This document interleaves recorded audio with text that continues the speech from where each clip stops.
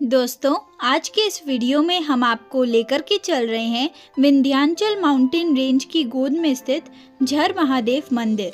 यहाँ महादेव का एक बहुत ही सुंदर मंदिर, एक सुंदर झरना और मन को मोह लेने वाली लोकेशन स्थित है।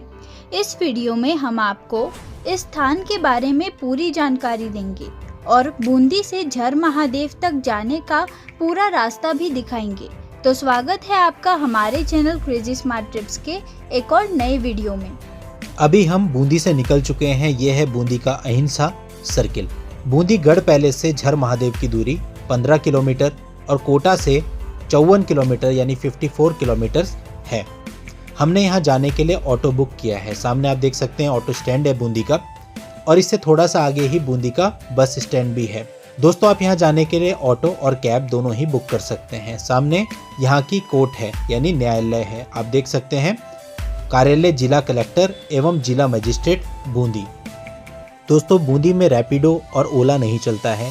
यहाँ पर कैब का कल्चर ज़्यादा नहीं है और बूंदी की जो गलियाँ हैं बहुत छोटी छोटी हैं, जैसे कि पुष्कर और काशी की हैं, तो इसलिए यहाँ पर ऑटो ही ज़्यादा सही रहता है, आपको अंदर तक पूरा ले जा सकता है। तो दोस्तों, यदि आप झर महादेव के लिए ऑटो बुक करते हैं तो ऑटो वाले आपसे 500 से 700 रुपये तक ले सकते हैं, और अगर आप कैब बुक करते हैं तो वो आने जाने का 600 से 800 रुपये तक ले सकते हैं। अब देखिए रास्ते से ही लोकेशन कितनी सुंदर दिखने लगी है। विंध्याचल माउंटेन रेंजेज रास्ते से ही नज़र आने लगी हैं।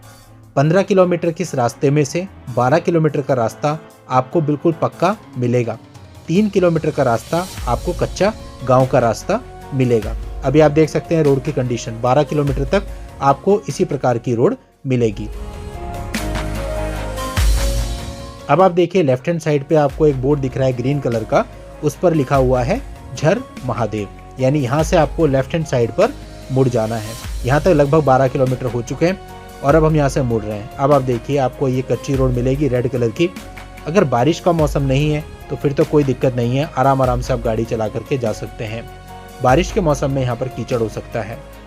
और बगल में ही एक नहर भी जा रही है, आप देख सकते हैं नहर में भी पानी है, तो आपको बहुत आराम से यहाँ पर गाड़ी चलानी है। ये पूरा रास्ता कच्चा है, बीच में कुछ पैच आपको पक्का मिलेगा, लेकिन अधिकतर रास्ता कच्चा मिलेगा। लेकिन लोकेशन ऐसी है जो आपके मन को मोह लेगी। थोड़ी आगे से ही जहाँ से आपको माउंटेन रेंजेज दिखनी शुरू होंगी, लोकेशन आपका दिल जीत लेगी।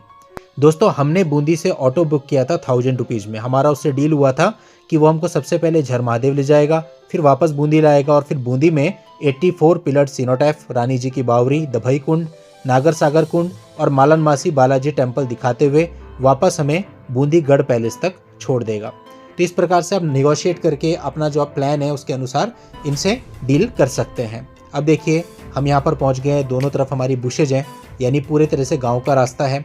फॉरेस्ट एरिया दोस्तों ये पड़ता है, जगह जगह बोर्ड भी लिखे हैं कि टाइगर रिजर्व एरिया है। तो इसलिए आपको सजेस्ट किया जाता है कि आप शाम ढलने से पहले यानी शाम को 4 बजे से पहले ही यहाँ पर आएँ। हम नवंबर 2025 में यहाँ पर आ रहे हैं, इसलिए जो शाम है वो जल्दी हो जाती है, रात जल्दी हो जाती है। 5:30 बजे अंधेरा दिखने लगता है और 4 बजे के बाद मंकीज और लंगूर बहुत ज़्यादा एक्टिव हो जाते हैं, इसलिए आप 4 बजे से पहले यहाँ पर आएँ।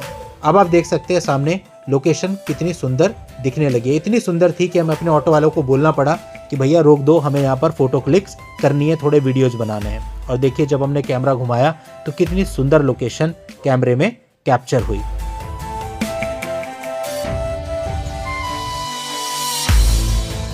दोस्तों, इसके अलावा हमने बूंदी के भीमलत महादेव और रामेश्वर महादेव पर भी अलग से वीडियो बना करके अपलोड की हुई है। ये दोनों भी बहुत ही सुंदर जगहें हैं और भीमलत महादेव वाटरफॉल राजस्थान के सबसे सुंदर वाटरफॉल्स में आता है। इस वीडियो के एंड में आपको इन दोनों मंदिर, इन दोनों लोकेशंस का भी लिंक मिल जाएगा, वहां जाके आप इन दोनों प्लेसेस को भी देख सकते हैं। तो दोस्तों, अब आप समझिए कि हम झर महादेव लगभग पहुंचने वाले हैं।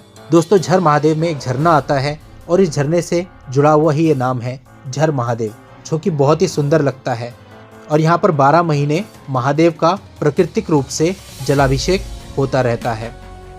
अगर दोस्तों आपके पास अपनी गाड़ी है तो भी आप यहाँ इजीली जा सकते हैं, क्योंकि रास्ता पूरा ऐसा है कि कार आपकी पूरी अंदर तक चली जाएगी। इवन अगर आपके पास बड़ी गाड़ी भी है तो भी पूरा अंदर तक चली जाएगी। अब मुख्य गेट के अंदर हम आ चुके हैं और सामने बोर्ड लगा है पार्किंग स्थल, और यहाँ पे एम्पल पार्किंग स्पेस अवेलेबल है। जब हम यहाँ पर आए हैं तब उस समय तक यहाँ पे किसी भी प्रकार का पार्किंग चार्ज नहीं था। मंदिर में एंट्री के लिए भी कोई चार्ज आपको नहीं देना है। फ्रेंड्स, हम लोग आ चुके हैं बूंदी के प्रसिद्ध झर महादेव मंदिर में, जो कि थोड़ा आउटर में स्थित है, जो कि बूंदी से लगभग 13 किलोमीटर की दूरी पर स्थित है।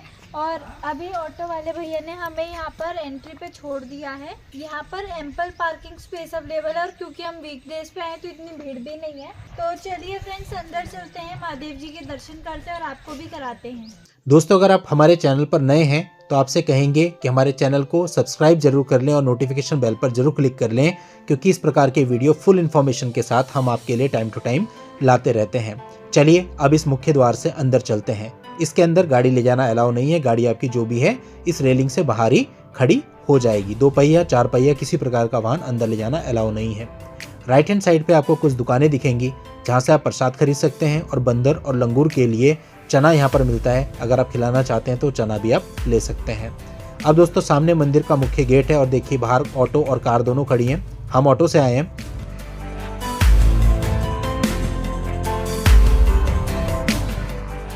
जब हम यहाँ पहुंचे थे उस समय यहाँ ज़्यादा भीड़ नहीं थी, केवल कुछ ही लोग थे। लेकिन दोस्तों, सावन के महीने में और शिवरात्रि के समय यहाँ पर बहुत ज़्यादा भीड़ रहती है। मानसून के समय चूँकि यहाँ पर झरना भी बहुत तेज आता है तो पानी भी बहुत ज़्यादा हो जाता है, जो कि काफ़ी सुंदर तो लगता है, लेकिन कुछ समस्याओं का भी सामना करना पड़ता है। जो कच्चा रास्ता है वहाँ पर कीचड़ हो जाता है, जिसकी वजह से गाड़ियाँ फंस भी जाती हैं। अब दोस्तों, ये गेट है। इस मुख्य गेट के अंदर हम चलते हैं और आपको पूरा नज़ारा दिखाते हैं। मंदिर की खूबसूरती, महादेव के दर्शन और लोकेशन, सब कुछ आज के इस वीडियो में हम आपको दिखाते हुए चलेंगे। अब देखिए, हमारे लेफ्ट हैंड साइड पे कुछ कुंड बने हुए हैं। दोस्तों, बरसात के समय इन कुंडों में पानी भर जाता है। जब हम यहाँ गए थे तो एक कुंड में पानी था, लेकिन बाकी के जो कुंड थे वो खाली थे। जब इन कुंडों में पानी भर जाता है तो लोग यहाँ पर स्नान भी करते हैं।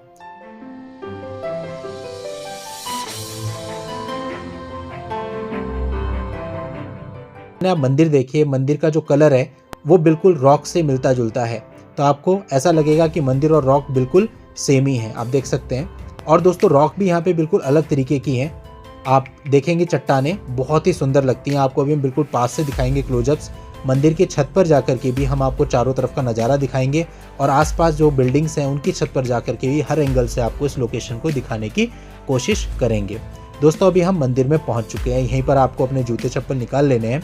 मंदिर का आर्किटेक्चर भी बहुत ही अच्छा है। आप देखिए कितने सारे पिलर बने हैं और डिजाइन अलग अलग बने हुए हैं।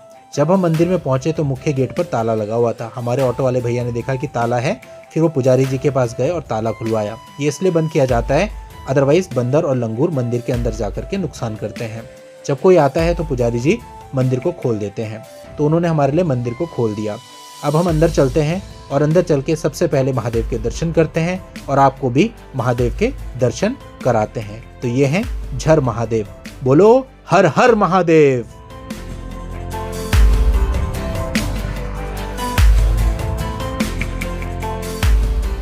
इसके बाद दोस्तों, पुजारी जी ने हमारा प्रसाद यहाँ पर चढ़ाया और हमें प्रसाद दिया, टीका लगाया और हमने महादेव के बहुत अच्छे दर्शन किए। यहीं पर बाहर नंदी जी भी बने हुए हैं। पुजारी जी ने हमारी जो सामग्री थी, जो अगरबत्ती वगैरह थी, वो सब विधि विधान से जलाई और उसके बाद हम मंदिर से बाहर आ गए। अब ये आर्किटेक्चर चूंकि इतना खूबसूरत है कि यहाँ पर भी आपका फोटोज खिंचवाने का मन करेगा। और यहीं जस्ट बगल में एक झरना आता है। झरने की नेचुरल आवाज़ आपका मन मोह लेगी।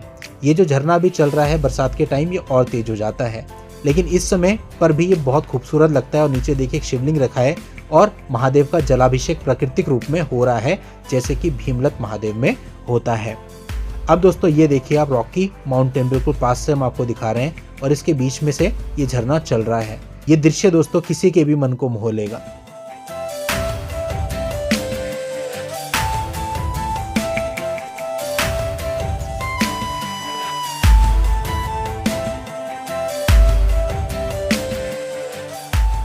और ये देखिए दोस्तों, स्ट्रक्चर कितना अच्छा है और यहीं पर पास में ही मंदिर में ऊपर जाने का रास्ता भी बना हुआ है। तो यदि आप चाहें ऊपर भी जा सकते हैं। तो पहले हमने यहीं पर कुछ फोटो क्लिक किए। मंदिर की खूबसूरती हर कोने से देखने पर बनती है।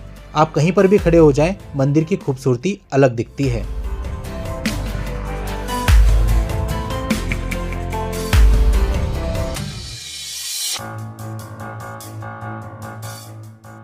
तो दोस्तों, मेरे पीछे झर महादेव का झरना है और जो कि झरझर की आवाज़ से गिर रहा है। और झर महादेव नाम भी ऐसा लगता है कि झरने से रिलेटेड है। दोस्तों ये झरना यहाँ पर चलता रहता है। अभी नवंबर का महीना है, मानसून के टाइम पे झरना और भी तेज आता है। और झर महादेव की जो लोकेशन है वो भी बहुत ही खूबसूरत है। अब दोस्तों कुछ समय यहाँ पर बिताने के बाद हमारा मन हुआ कि हम मंदिर के ऊपर की तरफ भी चले और वहाँ से भी देखें। उसके लिए यहाँ पर सीढ़ियाँ बनी हुई हैं, आप इन सीढ़ियों से डायरेक्टली ऊपर जा सकते हैं।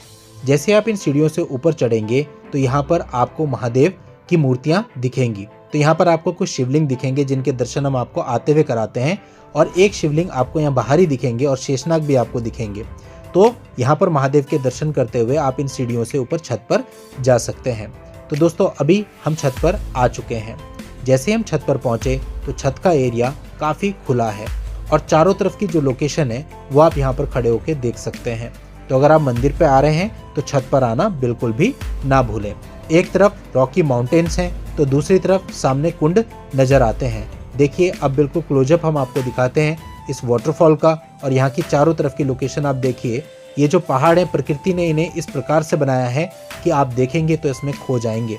आप यहाँ पर आएंगे तो बहुत समय आप लगा देंगे, आपका मन करेगा यहाँ फ़ोटो खींचें, रील बनाएं और इन यादों को अपने साथ लेकर के जाएं। वही बिल्कुल हमारे साथ भी हुआ और हमने काफ़ी समय यहाँ स्पेंड किया। महादेव के दर्शन करने के बाद भी हम लगभग 1 घंटा यहाँ पर बैठे। तो यदि आप इसे अच्छे से एक्सप्लोर करना चाहते हैं तो लगभग 1 से 1.5 घंटे का समय आपको आसानी से लग जाएगा। इधर से जब आप लोकेशन देखेंगे तो इधर से भी लोकेशन काफ़ी खूबसूरत नज़र आती है। दोस्तों हमारे पीछे आप देख सकते हैं झर महादेव मंदिर और रॉकी जो यहाँ के माउंटेन्स हैं कितने प्यारे लग रहे हैं। बीच में से वाटरफॉल चल रहा है जिसकी यहाँ पे नेचुरल आवाज़ भी आ रही है, और मंदिर में भी यहाँ पे कहते हैं गौमुख है, मतलब कि लगातार पानी चलता रहता है। अगर ये पूरा वाटरफॉल सूख भी जाएगा तो भी वो पानी आता रहेगा, ऐसी यहाँ पर मान्यता है। तो दोस्तों ये मंदिर प्रकृति के द्वारा तराशा गया है और बहुत ही सुंदर है। अभी दोस्तों हम इस मंदिर की छत पर खड़े हैं और यहाँ से पीछे का नज़ारा आप देख ही सकते हैं। तो जब आप स्वयं यहाँ पर आएंगे तो सोचिए कि ये कितना मनमोहक होगा। ये जो वाटरफॉल है उसके बीच में भी स्टोन अटके हुए हैं काफ़ी मोटे मोटे से, और पानी बह रहा है लगातार, तो बहुत ही सुंदर लगता है।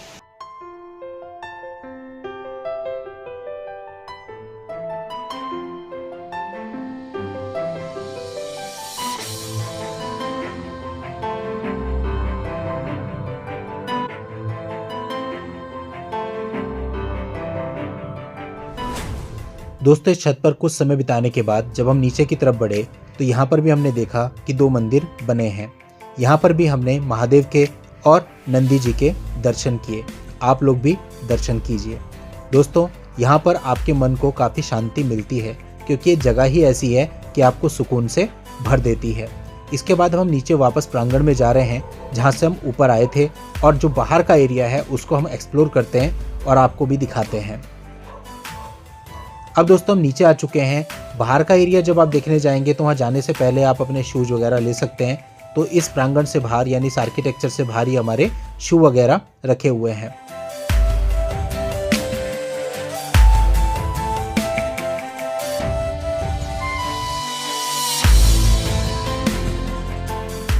और सामने यहाँ पर भोले बाबा का धूना बना हुआ है। पास में चल के आपको इसके भी दर्शन करा देते हैं। दोस्तों शिवरात्रि के समय और सावन के माह में यहाँ पर बहुत ज़्यादा भीड़ रहती है। अब दोस्तों इसके बाद जिन कुंड की हम बात कर रहे थे वो आप देखिए, पहले कुंड में पानी है और उसके आगे पानी नहीं है। बरसात के टाइम पे ये पूरा पानी से लबालब भरा रहता है। अब सामने जो आप बिल्डिंग देख रहे हैं, हम इसकी छत पे जाएंगे लेफ्ट हैंड साइड पे, और वहाँ से देखेंगे कि क्या हमें दिखाई देता है और कैसा खूबसूरत ये नज़ारा लगता है। आप किसी भी कोने में खड़े होकर कैमरा घुमाएंगे तो आपका मन करेगा कि बस कैमरा घुमाते ही चले जाएं। देखिए मंदिर परिसर कितना खूबसूरत लग रहा है। दोस्तों जिस समय हम यहाँ आए इस समय यहाँ पर बिल्कुल भी मंकीज और लंगूर नहीं थे, क्योंकि हम यहाँ पहुँचे थे लगभग 12 बजे के आसपास। लेकिन अगर आप शाम के समय यहाँ आते हैं 3 बजे या उसके बाद 4, 4:30, तो उसके बाद यहाँ पे आपको बहुत मंकीज और लंगूर मिलेंगे। इतने सारे कि आप अपने हाथ में कुछ रख ही नहीं सकते।